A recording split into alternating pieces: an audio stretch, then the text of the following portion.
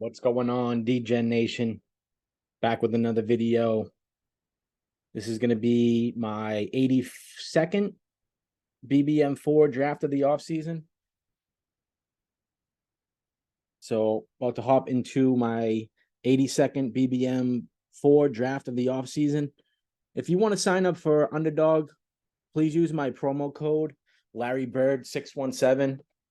If you're new to the site and you want to hop in one of these best ball drafts, if you put in my promo code LarryBird617, you'll get a deposit match up to $100, which means if you put in 100, Underdog will match 100, and you'll have 200 in your account.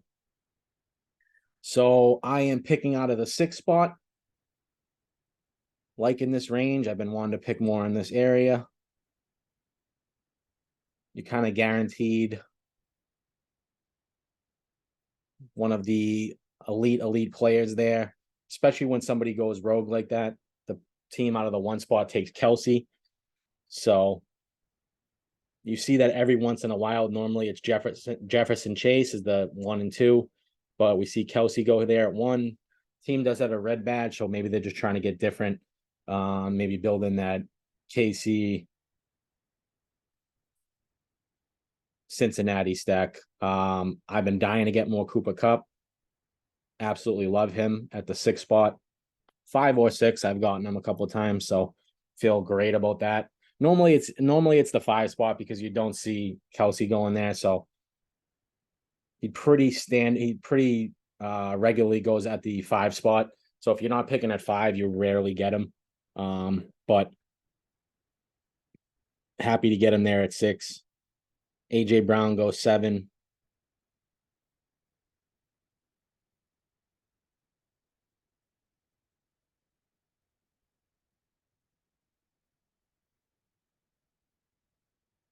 And actually, this would have been my 82nd draft, but one of my drafts just got thrown out. So I think I'm back. This will be my 81st draft for the 2nd time.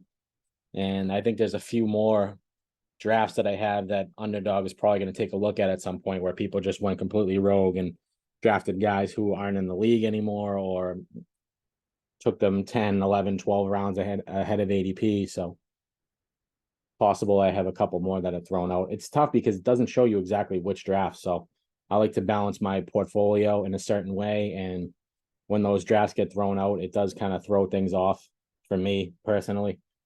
I would love it if they just showed you exactly which draft it was. So if I had, players that I was low exposed to, let's say I have Miles Sanders in only 2 drafts. Well, if one of those Miles Sanders drafts gets thrown out, now I only have 1 share of Miles Sanders. That's not something I want to do. I want to have, even if I don't like a player, have at least maybe 2 or 3 shares of them. So I wish Underdog could send an email to the people who were in that draft who had no fault in the draft being thrown out, and just went in and drafted normally like they always do, and just kind of pointed out, okay, hey, there was this draft right here. It was whatever particular number draft of the offseason. It was your 50th draft of the offseason. This person drafted in a way where we thought there was collusion happening, so we had to throw that draft out. But unfortunately, that doesn't happen. Let's see who was available here at 19. So I went Cooper Kupp at 6, AJ Brown, Stephon Diggs, Bijan Robinson, Austin Eckler, CeeDee Lamb, Wilson and Devontae Adams at the turn, Waddle, St. Brown, Olave, Chubb, Hurts at 18 to the team with AJ Brown. So I'm going to take Saquon. My last draft, I got Kupp and I went with Devonta. Trying to get different combos, but I don't have much Saquon, and it makes sense for week 17. So I think this may only be my 4th or 5th share of Saquon for the entire 80 plus drafts that I've done. I got a lot of them in the big board, which I maxed, which happened before the NFL draft. I got a lot of them there, and he was actually a little bit cheaper there. So getting him more in the 20s, mid 20s, I was actually I actually felt a lot better about drafting him there, but since he correlates, since I have Cup, cool grabbing him here. Most likely will be anchor running back situation. When I grab Cup, I do like to grab Stafford just because their connection is so strong. And there's just those games where he's just throwing the Cup over and over and over. So if he could stay healthy, I do like him for a bounce back. They improved the offensive line a little bit. They got Steve Avila, who's supposed to be a very good guard. I think that will help their offensive line a lot. They got Van Jefferson coming back fully healthy. So hopefully an improvement because it couldn't get much worse than last year. Their line was a train wreck.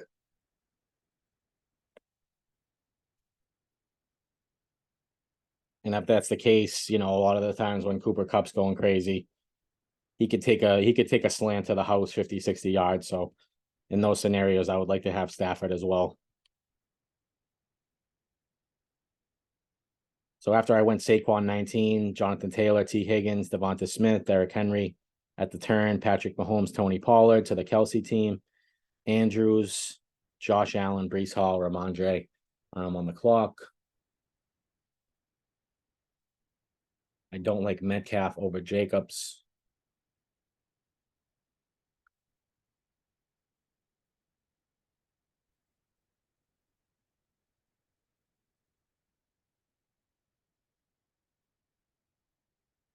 I'm going to go Debo. I think he's underrated. I think he's very underrated, and I understand the concern now about the lack of rushing upside and that's what really catapulted him to fantasy stardom. But just in a vacuum, I like him more than DK Metcalf. I think they both have high touchdown potential. I think Debo Samuel has more of that breakaway speed, which sounds crazy because we've seen DK Metcalf have some crazy plays where he chased down on an interception. That famous play where he chased the guy down from behind and tackled him to prevent the touchdown. So I think just pure without the ball speed, DK may be a little bit faster, but with the ball in his hands, like Debo is both a bulldozer and he's a guy with breakaway speed who knows how to find the end zone. So I think with Brock Purdy potentially coming in there for a full season, he's the perfect kind of quarterback for Debo. And I think he could return to fantasy stardom. Maybe not what he did 2 years ago, but as a wide receiver too, I like him a lot. It was definitely between him and Jacobs. But I don't want to go too heavy at running back early. I think there's some great values at running back later on. So cool going with the anchor RB with Barkley, and we'll kind of play it by ear from there.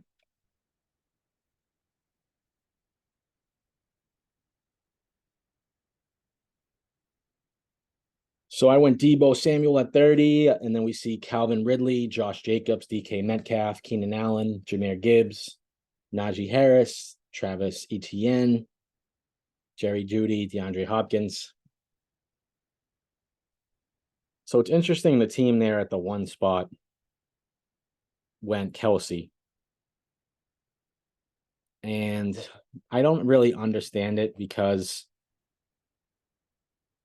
you're not going to get Chase, obviously, but they were maybe hoping T. Higgins dropped. But that's right around his ADP, 21, 22. Occasionally he will drop, but if you're trying to build out that KC Cincinnati week 17 stack, you got to be really lucky. You have to be very lucky. I saw the team out of the 2 slot in a few drafts ago that I actually have up on the page that I streamed. They did a masterful job of it. They got Chase at 2, and they got Higgins at 23 overall in the second round. He slipped just a little bit past ADP, and they were able to get Mahomes at 26, and then got Burrow later on. So just a great job by them. Running back range is ugly for me right there. Don't love it. Lamar, Yeah, I'm gonna go Lamar. Well past ADP.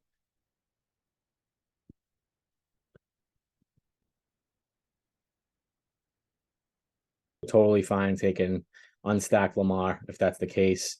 I love Drake London. I liked McLaurin, DJ Moore, but I'm actually cool taking a wide receiver on the next wraparound and having Lamar there. Like if it ends up being Mike Evans, Deontay, I'm cool with either of those guys. Pittman, any of these guys in this tier right here. I'm totally cool with any of them as my wide receiver three.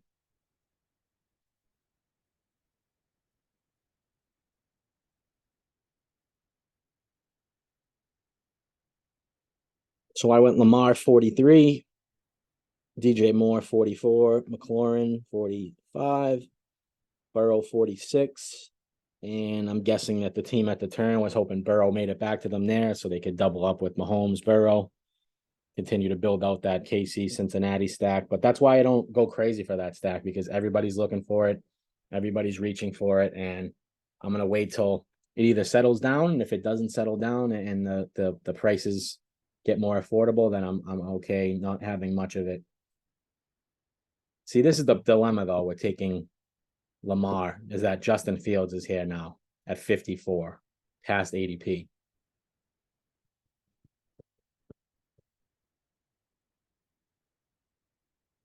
Hawkinson's past ADP. I like him a lot.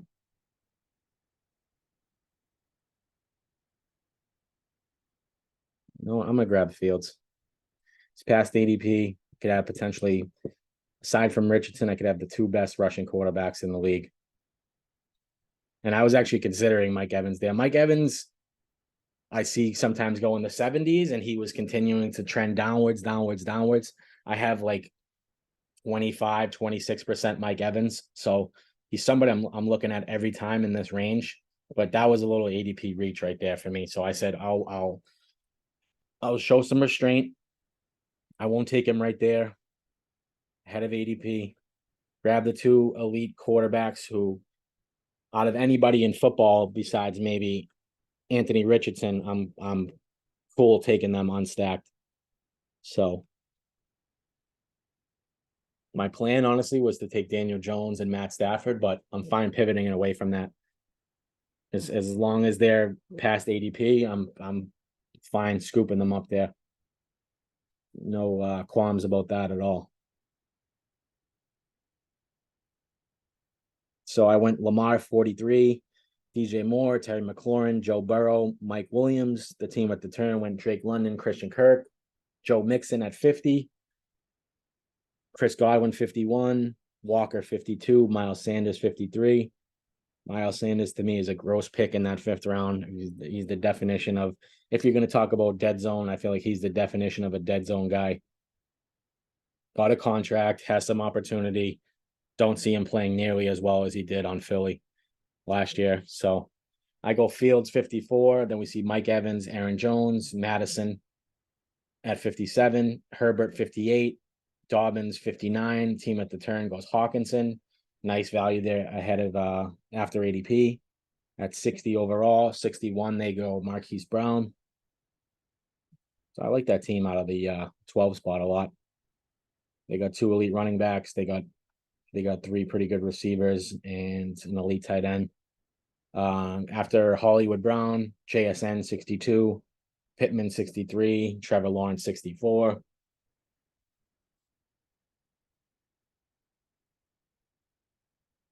So I'm two picks away.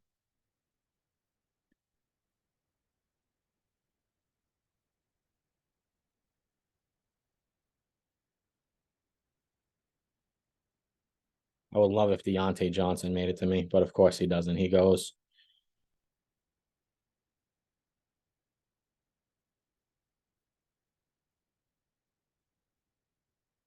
It's hard not for me to click Kittle in this range. It really is. But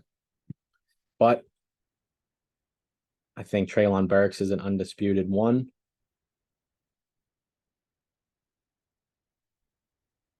Lockett's still great. I'll go Burks here on this team.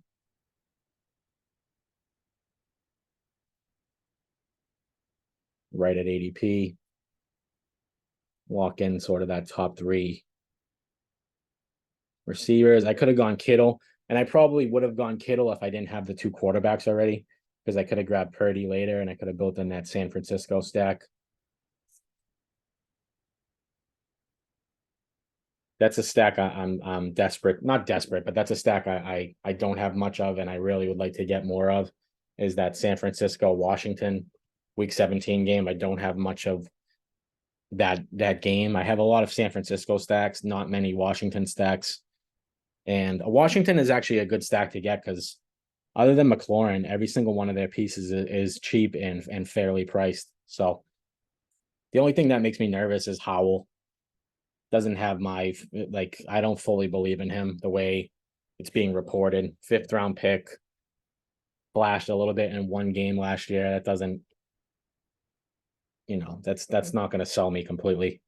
So Brissett's there, and Brissett's always a guy who's just steady. And if Howell struggles, I think it's a no-brainer that they just turn to Brissett to steady the ship there. So the thing about Howell is, though, you're getting him in like the 16th. If you build a team, say you build out a Washington stack and you grab another elite quarterback, you're not that worried about Howell. And in worst case scenario, you could even grab Brissett. So you grabbed like Josh Allen, and then you grabbed Howell and Brissett, and you said, okay, I might have one dead roster spot here for a part of the season, but if anything happens to Howell with injury or he doesn't win the job, at least I know for sure I'm securing the Washington quarterback.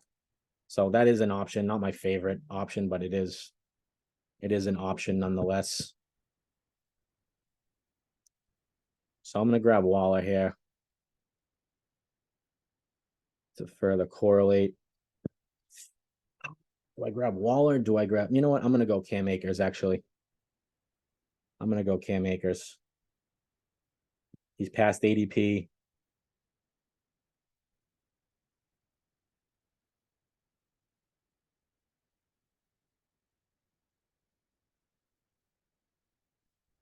Waller might have given my team better balance. And out of everybody there, I like Gabe Davis the best. But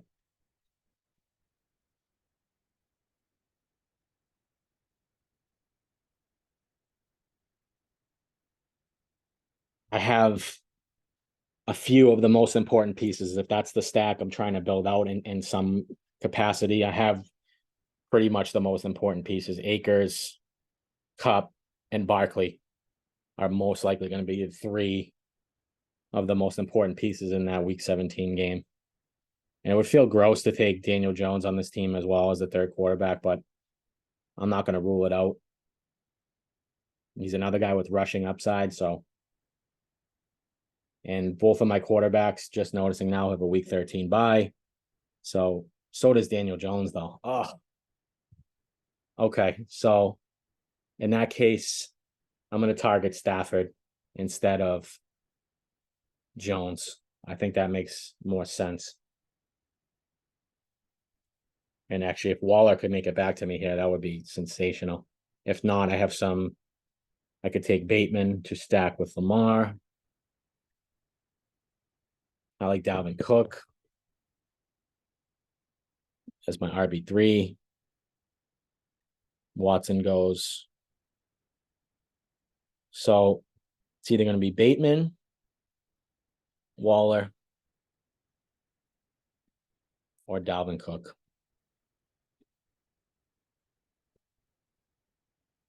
So James Conner goes. This is a tough decision, but not too tough, I don't think. The Waller's past ADP.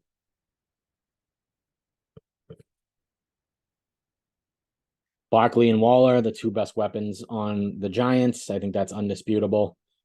Cup's the best weapon on the Rams. I also have Akers. So I'm building in that Giants-Rams stack, but I'm also getting pieces that are elite around them. Debo, Treylon Burks, 2 elite quarterbacks with Lamar and Fields, who are the definition of quarterbacks that you don't need to stack with. So feeling good about this team so far. It's rare that I would do that unless they fell past ADP, and I'm getting a ton of ADP value here. Waller went past ADP, Akers, Fields, and Lamar. So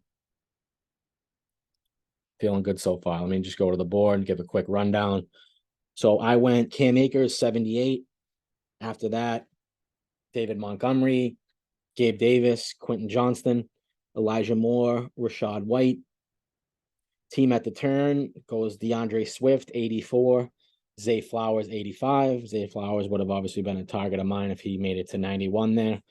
Tua, Sutton, James Cook, Deshaun Watson, James Conner. At 91, I went Darren Waller. And I'm picking out of the 6th hole. So Darren Waller, 91. Anthony Richardson, Rashad Bateman, Michael Thomas, Tyler Boyd, Dak Prescott to the team at the turn out of the 1 spot. So they go Dak Prescott, Alvin Kamara, 96, 97. I'm 4 picks away. Let's see what's looking good on the next swing around. Dalvin Cook still on the board. If he could make it to me, that would be a dream scenario right there. Odell is an option. Not my favorite, but he is an option. Charbonnet goes. I think people are scared off by Dak not having a team, but I'm not at all. I mean, Dalvin Cook. That does not scare me one bit. I think he for sure finds a landing spot, and almost 20 picks past ADP, Dalvin Cook as my RB3. That is sensational right there. That is beautiful. And Waller falling past ADP, pick 91 as someone who we've seen with crazy elite upside at the tight end position. He's more of a big receiver than he is a tight end. So this team is very well balanced. I have to hammer receiver, but I feel good that I at least got three guys who I would consider number ones, and the team has good balance. For sure has good balance. It sucks that I have to take Stafford, but I don't think there's any other choice. 2 week 13 bye. It's not going to kill me, but I'd rather have somebody playing, even if it's, that 10 or 15 points. Some people say it doesn't matter. I don't care about having the same bye weeks. And for the most part, I don't. Like other positions, it's not going to matter as much as it is at quarterback. Because you think you're thinking like every team is pretty much going to have at least 4 running backs, maybe 5. So they're most likely they're not all going to have the same bye week. You might have a couple, but it's going to be spread out. So you're going to, for the most part, if nobody gets hurt, you're going to have 2 running backs playing every week. Same with receiver. You might have a few of the same bye weeks, but for the most part, you expect to have at least 3 guys going every single week. Tight end is similar to quarterback, where you're only taking 2, usually sometimes 3. So if they all have the same bye, you could get shut out for a week at tight end, but I don't like being shut out at quarterback. And I think that 15, 20, 25 points that you're losing in a week where you don't have a quarterback in the lineup could make all the difference. I had teams that advanced in the playoff rounds by a point, 2 points, just barely squeaking out enough to advance. So, the difference between finishing 2nd and 3rd could be a point. So I think it does matter at the end of the day. Take a look at the board real quick. I think Odell went. He did. Oh, no, he didn't go. Okay. So he might be an option here as my 4th receiver. I went Dalvin Cook, 102, 20 picks past ADP. Absolutely love that. Damian Harris, David Njoku, Pat Freiermuth, Javonte Williams, Evan Ingram. Team at the turn goes 2 quarterbacks, Kirk Cousins, Daniel Jones. Then we see Geno Smith. So quarterbacks flying off the board. I'll read off those next few picks after I make this selection. Odell's there. You think he just makes the most sense. I'll have at least a little bit of the Ravens pass catchers. Could grab Likely later as a 2nd tight end or a 3rd tight end. Most likely, if I'm going Stafford on this team, I'm going to only go 2 tight ends. So Higbee's going to be a target for me. For sure. Don't have a ton of them. He makes sense with Stafford. grab a couple of the Giants pieces later if they're affordable or if they make sense as far as ADP goes. So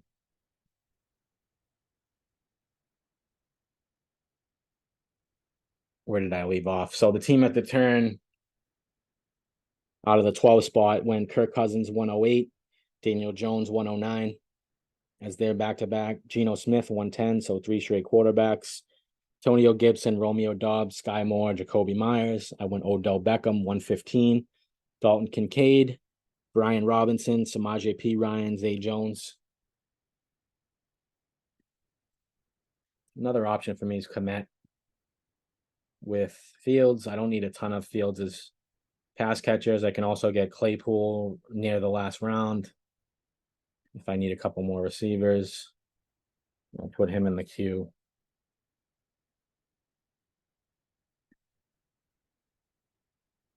Mooney, I don't know if Mooney went. No, he's still there. I'll throw him in the queue. So I'm going to need receivers. I only have 4 so far. And my 4th is Beckham, which doesn't feel great. But those 3 are going to carry me most weeks. Cup, Debo, Burks.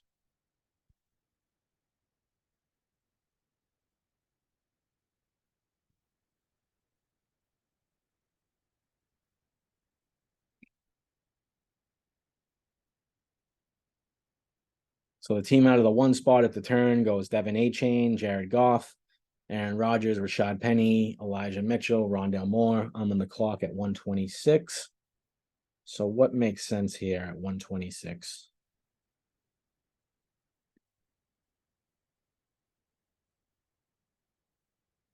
I'm going to wait to grab Stafford on my next wrap around. Okay, Mooney. I like Mooney. Juju's there past ADP, but I like Mooney as a wide receiver 5. I think he makes a lot of sense with this team. And I could grab either Komet or Higbee. Either one I'd be happy with. Probably prefer Higbee, I guess. If I'm grabbing Stafford, I want to get a couple more of the Rams pass catchers. But I really like the way this team is shaking out so far. I liked Herbert, Khalil Herbert there as well, but Mooney made a little more sense. And Juju Smith-Schuster is really dropping. He wasn't practicing at minicamp, and the DeAndre Hopkins news, I think, is scaring people off a little bit as well. So seen him drop a little bit past ADP, 10, 15, 20 picks past ADP recently.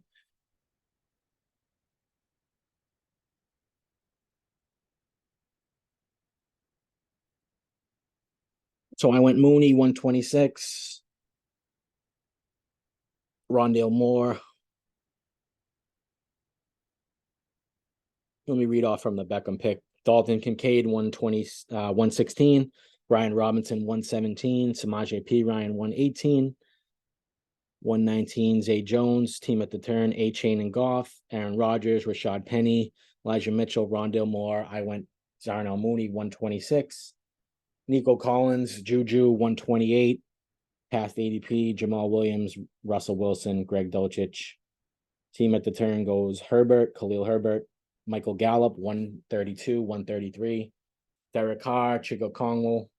I am 3 picks away. Let's see what makes sense. It would be 8 picks ahead of ADP for Higbee, and it would be 14 picks ahead of ADP for Stafford. So what makes more sense here? And Komet's there too. With the 2 quarterbacks, I think it makes a lot more sense to grab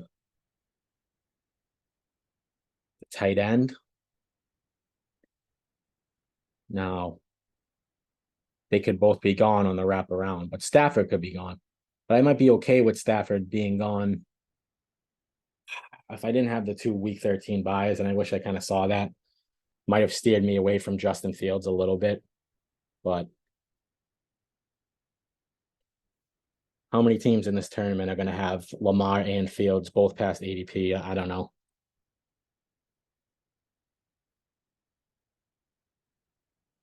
Yeah, Schultz goes.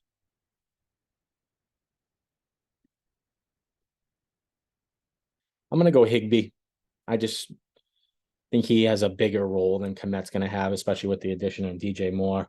And I'm gonna really keep my fingers crossed that Stafford comes back. Like I said, I have Cup, I have Cam Akers. The rest of their receivers go late. Van Jefferson, Tutu Atwell. I have the three most important pieces: Cobb, Higby, and Akers. So fingers crossed here. Stafford makes it back to me. I think that will be a really nicely balanced team. I got my two tight ends. I feel good about the three running backs I have so far. Grab some more later. Like my receivers. I would say this receiving core is like a B plus. It's not Treylon Burks is still a question mark. I can't pencil him in as any sort of a guarantee. I think he has a guaranteed role. And I think he's pretty much penciled in as the undisputed number one, but does that equate to high level fantasy production on a team that's run heavy? We'll see. They just have a low passing output in general, Tennessee. So I don't think Treylon Burks is any sort of a guarantee. I do like him. I'm trying to get more of them as well. I was under 10% for sure. I think I was 5-6% Treylon Burks prior to this draft. So I don't want to be that low. I'd rather be around 10 to 12% Treylon. But I think the smart move there was to push Stafford. And Komet's still there. I would love to just take Komet and try and push Stafford one more round, but who knows? He could get sniped right here. This team only has one quarterback. He does go quarterback, but he goes Bryce Young. So I'll take Stafford. I see the quarterbacks kind of flying. At least I know for sure. I mean, Stafford could be hurt by week 13. Who knows? But at least I know right now on paper, I don't have a hole in my lineup at quarterback any given week.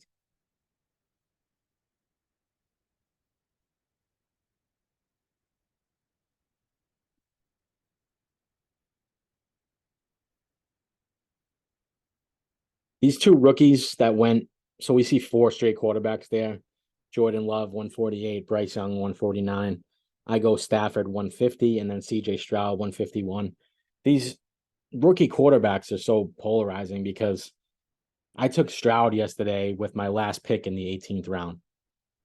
And I've taken Bryce Young many times in the last round. I've seen him go in the last round a lot. And it's so weird because they're being taken in the 13th here.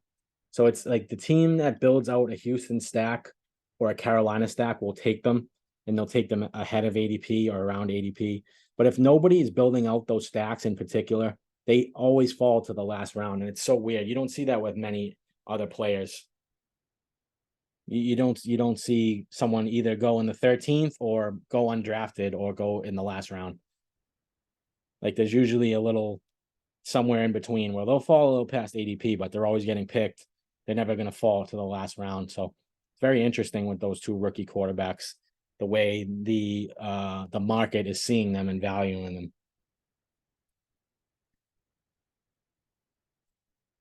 So after Stroud, we see Kendre Miller, Rashee Rice, Cole Kmet does go 154. I would have loved to have him as my third tight end, but might not be in the cards for this draft. I might stay at the two tight ends.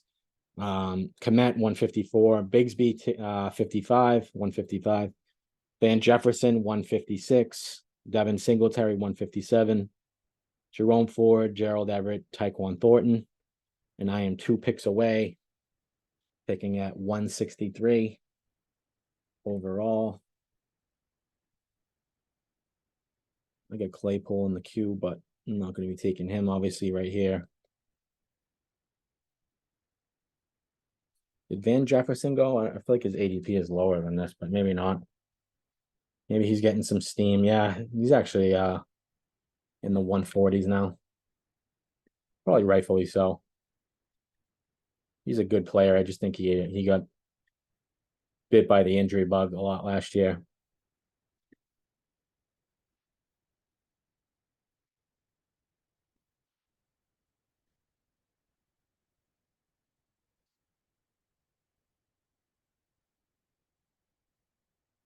I like Paris Campbell out of this group. I don't trust Shark. He's been hurt for pretty much the last 3 years straight. When he does play, he's productive, but I just don't love him. Especially playing with a rookie quarterback on a new team, new offense. He might have opportunity and he might stay healthy for a bit, but I don't see him finishing the season or playing 17 weeks. And Paris Campbell, it's always a guy who he's tough to buy into for sure. You know, he's had high draft capital. High draft capital. He always flashed potential, but never quite lived up to it. But he did play well last year. He finally put together a healthy season. He played really well, and he's getting some good reports out of Giants camp. Now, buying into camp reports this far out is never a great idea, but he fits my build. He fits the build of this team with the Rams Giants week 17. So cool with taking him there. I have right now a 3-3-6-2. So I'm going to need more receivers. I'm going to need another running back at least. Most likely 2. I'm targeting Claypool later. I think he's good value as much as he's a bonehead. I think he is good value going in the 17th, 18th. So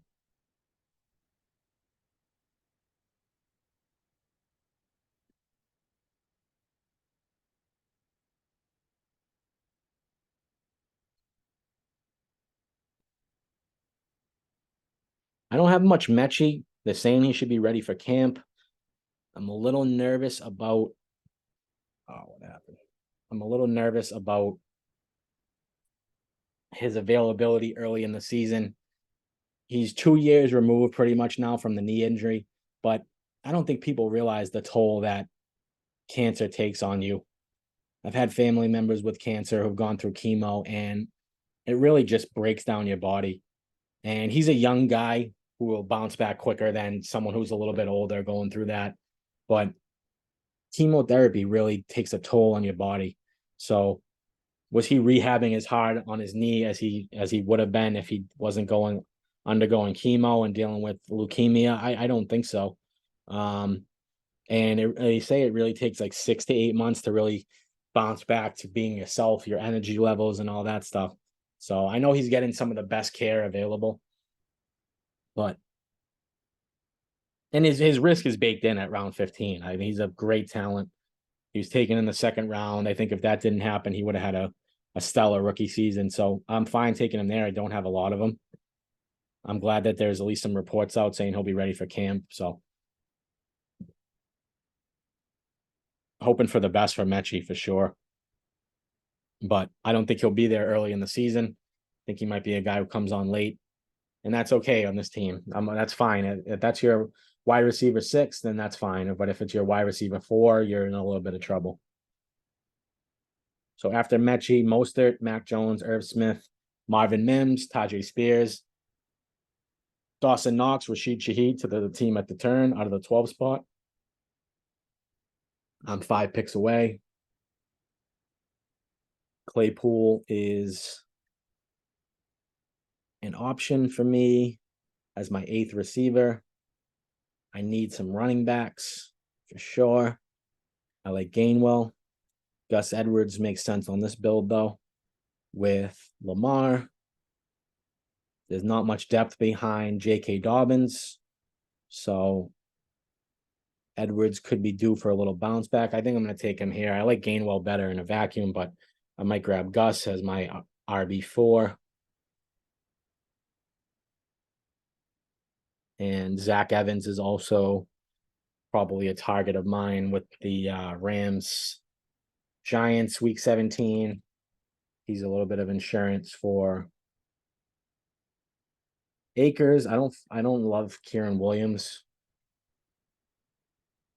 at least from what I've seen from him so far. I mean, he did have about 5 yards per carry last year when given the opportunity. And Gainwell goes, so that actually makes me feel a little bit better about it. Get a couple of the Baltimore pieces to go with Lamar. I got Mooney to go with Fields and planning on grabbing Claypool. So a couple of the Bears pieces, couple of the Ravens pieces, and then also that week 17 Giants Rams stack built in. That's what I like to do. I like to get the game stack and have some nice other pieces. I don't want to go completely overboard. And I've said it in other videos, people debate, can you overstack? No, I don't think so. I don't think you can overstack if you love the offense and the offense hits on all cylinders. I don't think you can overstack. There's no way you could have overstacked the Philadelphia Eagles last year. They were a juggernaut and they were good at every position. Now, if you had Goddard, if you had Hurts, you had Smith and Brown, you had Miles Sanders, and you had Gainwell, you still wouldn't be overstacking. Where you start to overstack is, okay, do I want to get Quez Watkins? Now all of a sudden you have 7 Eagles. And do I want to get, the backup tight ends behind Goddard? Then you're overstacking. But if you're getting 6 or 7 pieces and they're all fantasy relevant guys who go in the top 10 rounds, let's say, top 12 rounds, no, I don't think you can overstack. Even if you've got 7 players from the same team, you still have 11 spots to get unique. So if you want to do that, you have to hit on the offense. That's the most important part. If you don't hit on the offense, it's all for naught. But if you do, if you build out on an offense that's stacked, like, for example, San Francisco, I don't think you're really going to be kicking yourself if you take their top 5 pieces. They're all fantasy relevant. They're all excellent fantasy options. So I don't think you can be overstacking. Do I go Wandale here or do I go Claypool? I'm going to go Wandale. I might just stick at the 4 running backs, honestly.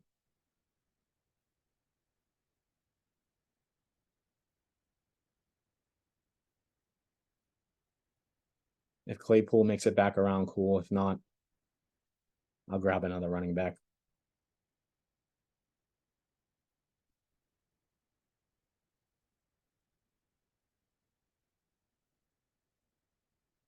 I want to have enough of the Giants pieces as well to feel good about it. Like if there is kind of a shootout, Rams, Giants, I got Barkley, I got Paris Campbell, Wandale Robinson, Waller. So I have 4, solid pieces of that Giants offense if a shootout does happen to break out. And Wandale, I think they're going to try and get him going because of the draft capital. He showed, flashes, but not a great rookie season. But if anyone could kind of figure him out, it would be Dayball. He's in that elite kind of tier as far as offensive coaches go. And you could tell from one year to the next, like the difference that he made when compared to a guy like a Joe Judge or something like that. It's just night and day. So we'll see about Claypool. If he doesn't go, totally fine with that. Throw Zach Evans in the queue.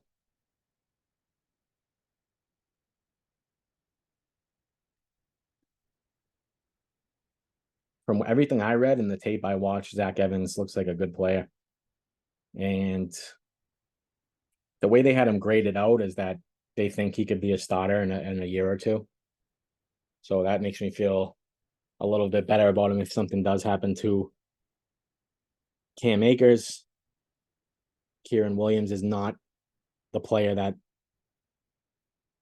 I don't even know if he had any expectations, but if he's just not capable of being a workhorse, there's definitely a role there for Zach Evans to make an impact.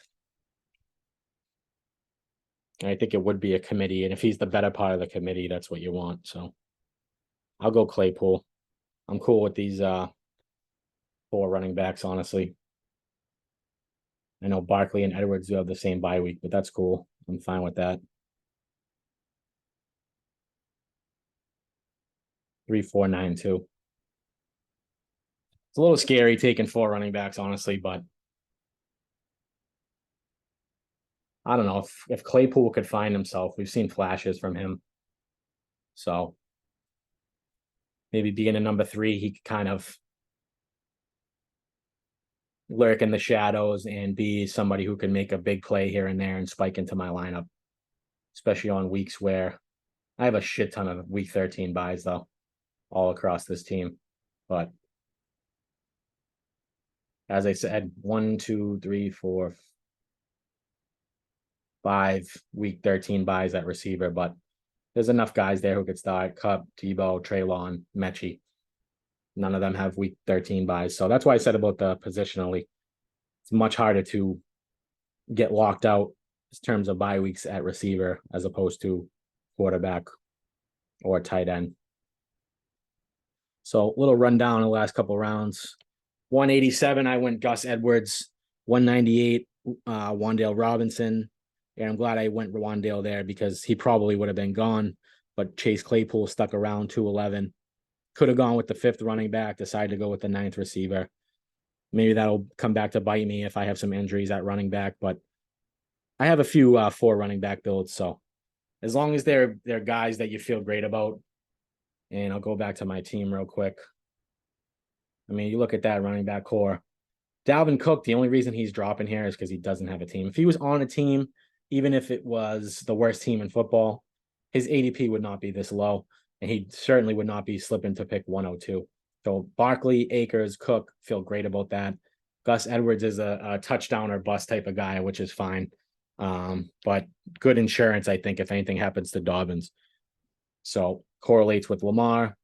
I got Beckham to correlate with Lamar. Got a couple of Fields pieces with Darnell Mooney, Chase Claypool, and then I have my Rams giant stack built in: Stafford, Barkley, Akers, Cup, Paris Campbell, Wan'Dale Robinson, Darren Waller. So 3-4-9-2. If this team has any success, we'll come back and revisit it. See if I regret not taking that 5th running back. See if I regret maybe not going with a 3rd tight end. We'll see. But that's going to do it for today's video. If you guys enjoyed it, please subscribe, leave me a like, leave me a comment, let me know what you think, some feedback, what you enjoyed, what can I do better. I will respond to any and all comments, any feedback, any questions you guys have, let me know. So for today's video, signing out, and I will talk to you guys soon. DJ Nation, out.